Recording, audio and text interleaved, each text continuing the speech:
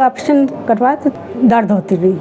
हमें कुल्ले में दर्द था, हड्डी में दर्द था, इस वजह से यहाँ ऑपरेशन करवाने आए थे।